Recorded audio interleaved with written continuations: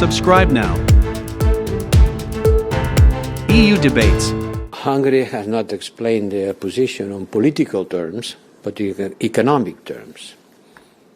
Not about their relationship with Russia and the need to keep the oil embargo as an objective, but on economic terms. These figures that you mentioned, well, I heard other figures, but maybe there is a misunderstanding because it was a conversation that require more technical, concrete, and by written process. Because, you know, the figures, yes, the figures are quite high, but the discussion has been on technical terms about the cost and the time required for the adaptation.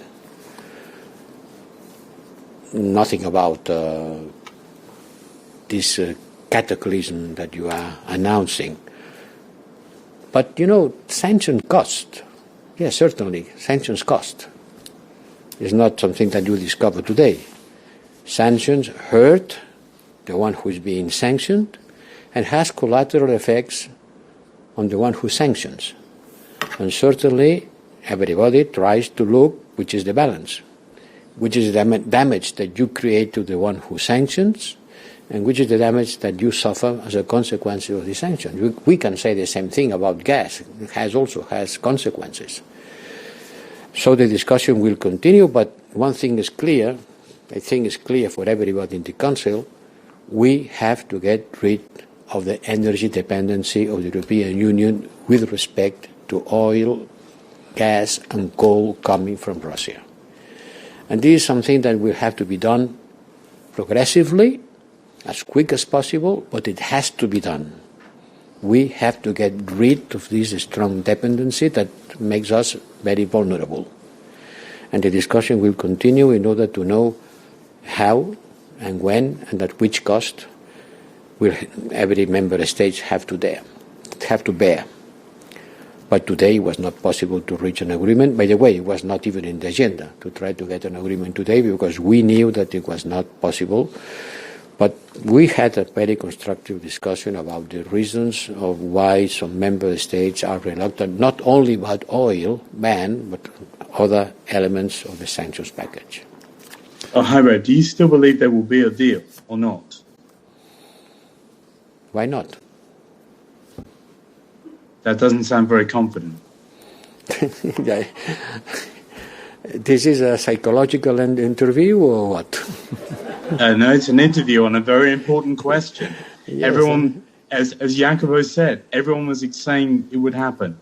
It still hasn't happened, and today doesn't sound any better than the previous discussions. As I said, it was not even in the agenda today to get an agreement because everybody knew that the issue was not mature. But we have, and I wanted to have, an exchange of views between all ministers engaged in order to better understand which are the constraints, which are the causes, which are the reluctances, which are the difficulties. And the difficulties that were expressed today were strictly technical and economical. Thank you very much. That's it for today, but there will be another opportunity because High Representative will be here tomorrow on another FAC defense. So thank you very much for coming and bearing with us. Allow me to say one thing, Peter. I understand that you want to know what's happening, when it's going to happen, at which cost, which are the position of each one, what's happening with the patriarch, what's happening with a friend of each.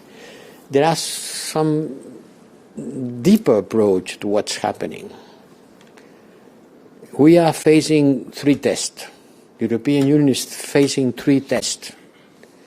We are facing the test of war, we are facing the test of resilience, and we are facing the test of legitimacy. The three of them are important because war was absent from our imagination, and now we are facing a war, and now we are sending arms to someone who is fighting, someone who is dying, someone who is suffering a barbarian attack and is fighting a lot with a lot of casualties, I suppose. I don't have figures, but you only have to look at the TV screens, and you will see this column of Russian tanks destroyed trying to cross a river. We are facing a war, an awful war, a full-scale war. And we are mobilize our resources. We are facing a resilience problem. We have to face a lot of things. We have to face our energy dependency on Russia. We talk about 40% of our gas supply.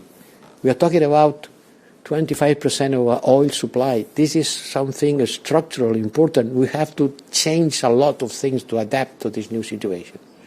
And third thing, we are facing the test of legitimacy. It's our approach accepted by the world community. When we say that we are defending international law, the sovereignty of the nations, when we say that we are defending a country being invaded by an aggressor, is the world community understanding this message? Are there member states of the United Nations behind our discourse? This is going to be an intellectual fight. And this is going to last. The war is going to last. And the war ideas is going to last also. So I understand that you want to know what's going to happen with the Hungarian oil and the Kirill Patriarch. But pay attention to the structural change that we are facing. Because the world will be completely different after this war. Completely different. The relationships of forces, the geopolitical balances, the equilibriums, the alliances, the geopolitical of energy. The geopolitical of energy will change dramatically with this war. We are going to approve in the Commission on Wednesday a package in order to face that. These things cannot happen overnight. These are structural.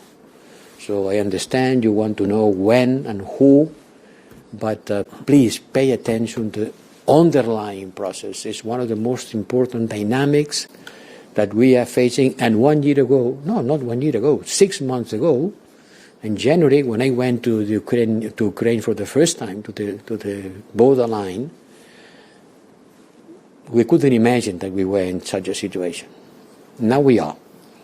And we had to win these three tests. The test of war, the test of resilience, and the test of international legitimacy.